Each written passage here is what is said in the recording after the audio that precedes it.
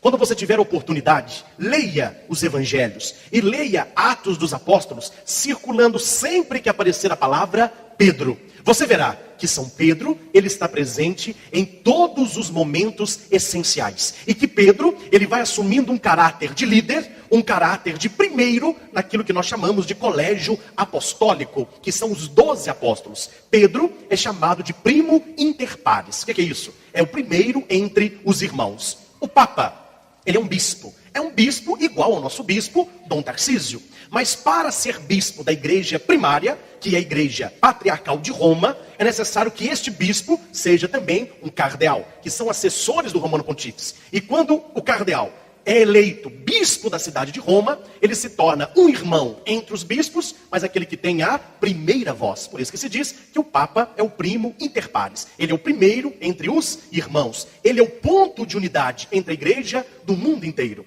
O rebanho católico romano, segundo o último censo, foi calculado em 1,2 bilhão de fiéis. Imagine o peso do ombro do Santo Padre. Ele faz a ligação total com Cristo. Não há uma ligação direta com a igreja se nós não estamos sob a autoridade do Santo Padre. O Papa não é apenas uma figura representativa, não é apenas o chefe da igreja, não é apenas o nosso líder espiritual, mas ele é a ligação íntima e primordial com a única igreja fundada sobre São Pedro. Um dia você terá a graça, se é um dos seus sonhos, de conhecer a cidade eterna, que é Roma. Indo a Roma e não ver o Papa, é a melhor coisa de não ir. E você então irá ao Vaticano e vai marcar uma audiência na Praça de São Pedro com o Romano Pontífice. É algo inimaginável. Faltam-me palavras para passar para vocês a alegria que nós temos em estar no coração da igreja, vendo o Papa, como ele passou perto dos padres que estavam na frente, a 1,5 m, 2 metros, sabendo que ali está a figura central da ligação com Cristo. E o coração ainda bate mais forte quando você entra pela primeira vez na Basílica de São Pedro, a maior igreja do mundo. Quem conhece a Basílica de Aparecida, cabem 3 basílicas de Aparecida de comprimento e 2 de altura. É fora do comum a grandiosidade. E está escrito em cima do túmulo de São Pedro, onde se ergue o grandioso baldaquino de Bernini: Tu és Pedro, e sobre esta pedra edificarei a minha igreja. É em cima do túmulo de Pedro que o Papa continua celebrando as missas. Depois que você conhece a Basílica Papal, você vai descer a cripta, onde estão os túmulos de vários e vários papas. O coração da gente bate especial, 2 motivos. Primeiro, quando você vê o túmulo de João Paulo II. Aí o coração bate, nós rezamos, choramos, nos abraçamos. Um homem muito santo, que conduziu a nossa igreja por anos. Mas nada igual quando você passa no maior túmulo, um túmulo central, com vidro blindado, vários castiçais, um ícone bizantino e escrito no século II: Sepulcro Sancti Petri Apostoli. Sepulcro de São Pedro, meu filho, não há quem não chore, não há quem não se emocione. Quando você vê o túmulo de Pedro, você está vendo o túmulo daquele no qual Cristo edificou a sua igreja. E as emoções não param por aí. Quando você sai da Basílica Papal e você vai para a Basílica de São Paulo, extramura, fora dos muros do Vaticano, lá está o túmulo de São Paulo, o grande pregador. Meus irmãos, é claro que nós não estamos aqui com um discurso, não é, que todos vão.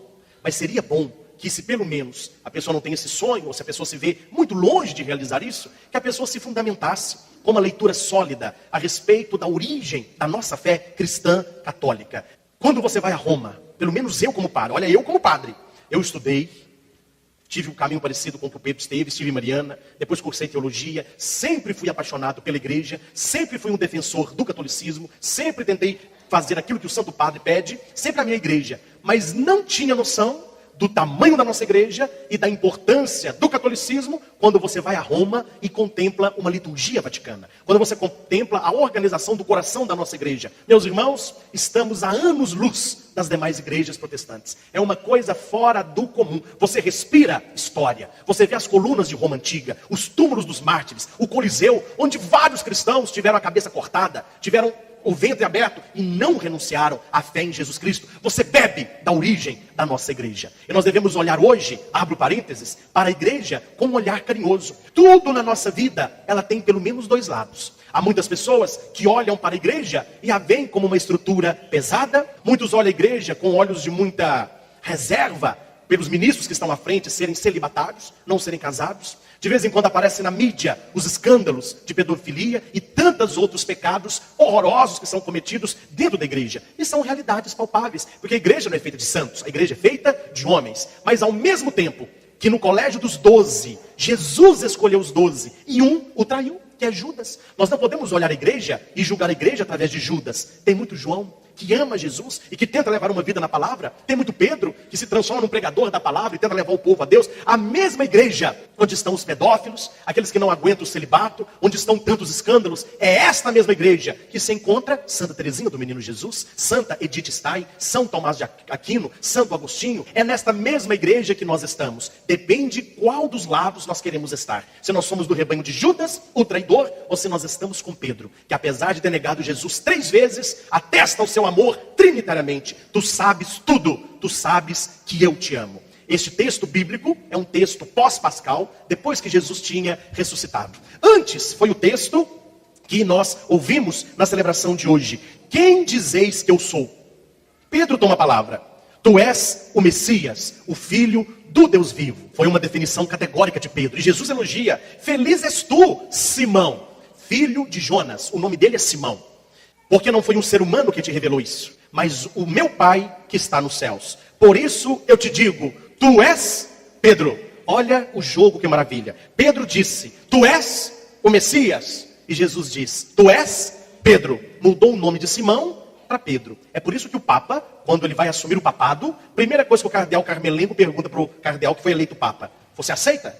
Segunda pergunta que se faz: qual é o nome que você quer ser chamado? Você não pode ter o seu nome, você tem que mudar o nome. O Papa escolhe então um nome. Se aquele nome foi a primeira vez que foi escolhido, vem o algarismo primeiro. Se já houve outros papas com o mesmo nome, vão contar quantos nomes tiveram e vem o algarismo. Eu trouxe para vocês, meus irmãos, e eu vou colocar também no site para que você possa copiar, padrecristianchancar.com.br. Isto é história. Eu não estou aqui fazendo um discurso apenas apologético irracional, mas eu estou dando para você provas históricas, provas materiais da origem do catolicismo em Pedro e Paulo. Nós temos aqui, a lista de todos os papas. Então nós temos o primeiro papa, São Pedro. Então nós temos aqui o local da origem e o término do pontificado. Então São Pedro terminou seu pontificado em 67, nasceu na Galileia. Depois vem o São Lino, Anacleto, Clemente, Evaristo, Alexandre, Sisto, Telésforo, Higino, Pio, e vamos embora. Aí até chegar nos papas que nós lembramos, pelo menos da história mais moderna, né? A primeira leitura vai mostrar como a igreja sempre tratou a figura de Pedro, a figura do Papa. Está no versículo 5. Enquanto Pedro era mantido na prisão, a igreja rezava continuamente a Deus por ele. É por isso que toda missa que você participar, seja no Brasil, seja no exterior, seja nas grandes matrizes ou nas pequeninas capelas, seja com um padre mais culto ou um padre mais humilde, toda missa que você participar, você vai escutar: oferecemos essa santa missa pelo Santo Padre, o Papa. A igreja pegou dos Atos dos Apóstolos este carinho especial para com o Romano Pontífice, que é esta oração que a igreja eleva a ele. Jesus dá para Pedro a previsão, versículo 18: por isso eu te digo que tu és Pedro. Você sabe o que significa Simão em hebraico? A origem? Simão significa maçaneta. É aquilo que se move fácil. Pedro é pedra. Simão, você não vai ser mais uma maçaneta. Você vai ser uma pedra. E olha que não é um pedregulho não, meu filho. É uma pedra daquela boa. Porque sobre ti eu vou edificar a minha igreja. E eu te darei as chaves do reino dos céus. É por isso que sempre que você ver na igreja uma tiara, que é aquela coroa do Papa, com 2 chaves cruzadas, é um símbolo do papado. São as chaves que Jesus entregou para São Pedro. É o poder temporal, o poder sobre toda a igreja, e o poder espiritual, de ligar no céu aquilo que Deus ligaria também na terra. Depois da ressurreição de Jesus, naquela pesca milagrosa, que eu não vou estender, Pedro, ele vem para a praia, e depois que ele comeu o peixinho que Jesus fritou, começa o diálogo. Pedro, tu me amas mais do que esses? E a pergunta é dirigida 3 vezes. E a última Pedro responde: Senhor, tu sabes tudo. Tu sabes que eu te amo. E Jesus diz para Pedro: apacenta os meus cordeiros. Conduz o meu rebanho. Jesus não disse que ele era o bom pastor? Eu sou o bom pastor. As minhas ovelhas me seguem, porque elas conhecem a minha voz. Ela não segue um estranho, antes foge dele, porque o ladrão vem para roubar, matar, destruir. Eu vim para que tenhais vida e vida plena. Jesus disse: eu sou o bom pastor. Neste texto de Pedro, o pastor tem um báculo. Jesus pega o báculo, entrega o báculo para Pedro e diz: apacenta as minhas ovelhas, conduz os meus cordeiros. O que aconteceu aí? Jesus está passando para Pedro o governo de toda a igreja. Depois disso, Jesus é levado aos céus, o Espírito Santo desce e São Pedro já toma frente, ele faz o primeiro discurso apostólico. Ele fala de tudo o que aconteceu. E se você for lendo daí para frente, Pedro sempre tem a última palavra. Tanto que na segunda leitura da missa de ontem, na segunda leitura, no versículo 18, Paulo diz: 3 anos mais tarde, fui a Jerusalém para conhecer Cefas, e fiquei com ele 15 dias. Cefas é Kefas, é pedra, é Pedro. Então São Paulo pregava, mas ele foi ter com Pedro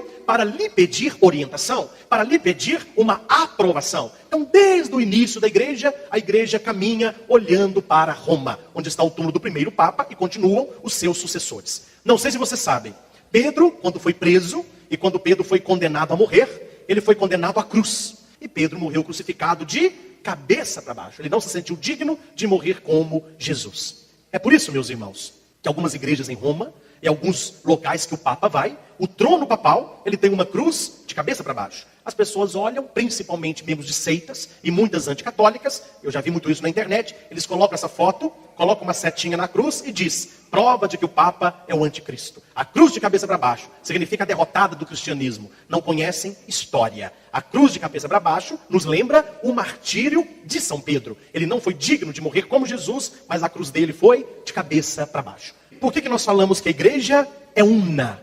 Porque existe uma só doutrina, um só culto e um só governo.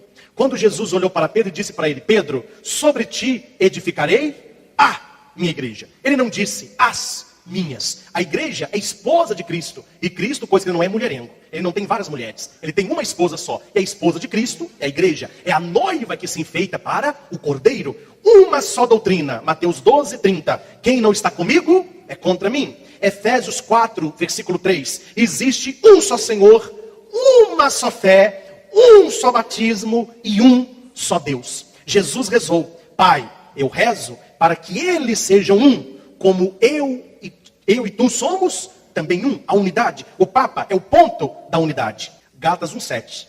Se alguém vos anunciar um evangelho diferente daquele que foi anunciado pelos apóstolos, que seja excomungado. Isso está na Bíblia, meu irmão. Gálatas 1:7. Se alguém anunciar para você um evangelho diferente do que o evangelho que a igreja apostólica anuncia, que seja excomungado. Unidade de culto. 1 Coríntios 10:17. Há um só pão, um só corpo, embora muitos, visto que participamos todos do único pão. Não é achismo, não é invenção, não é historinha, mas é uma doutrina muito bem fundada, muito bem sólida. O católico deve estar sempre perto do Papa, escutá-lo, apoiá-lo, rezar por ele nas suas intenções. Não podemos romper a unidade católica, todos com o Papa. De fato, para estar em plena comunhão com a Igreja de Cristo, que subsiste na Igreja Católica, é preciso professar a mesma fé, celebrar os mesmos sacramentos e estar unidos à hierarquia, cujo ponto principal é o Santo Padre. O Papa é o sucessor do apóstolo Pedro, o bispo de Roma, que Jesus constituiu como perpétuo e visível fundamento da unidade. É o pastor da Igreja Universal.